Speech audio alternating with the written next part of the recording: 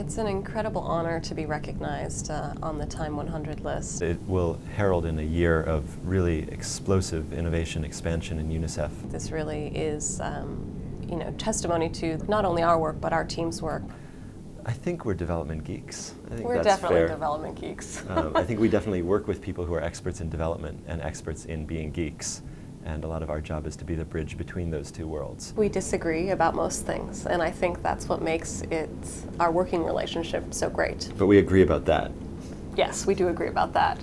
We have, almost in everything we do, no consensus on either the direction it's going in or what it's going to look like until the very end. Our biggest success is probably this software called RapidSMS. It allows any mobile phone to communicate with the web.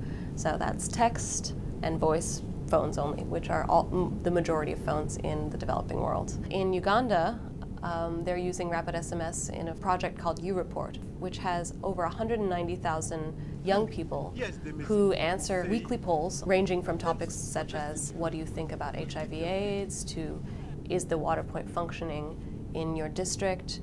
And answers from these polls are directly communicated to policymakers, and policy is changed in real time. One of the things that we found in our team is that everything that we build in New York for UNICEF's 135 country offices fails.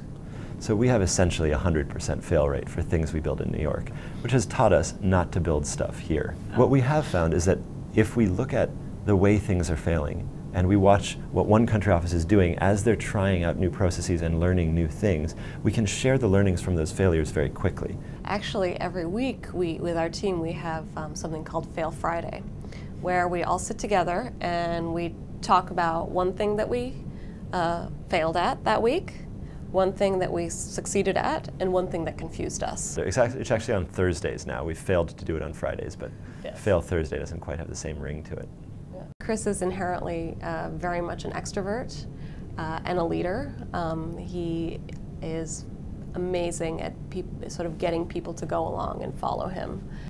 I think that Erica's done more to advance the sort of technical space around how people work with frontline workers through technology and innovation than anybody I know. And she brings to the table and to the team a really deep and conscientious look at not only what's involved in the beginning of a project, but also what you need to put in to make sure that it goes to scale. Let's try less formal. Meticulous and annoying? No, that's you. That's so you. No fun, Fabian? Yeah. Yeah.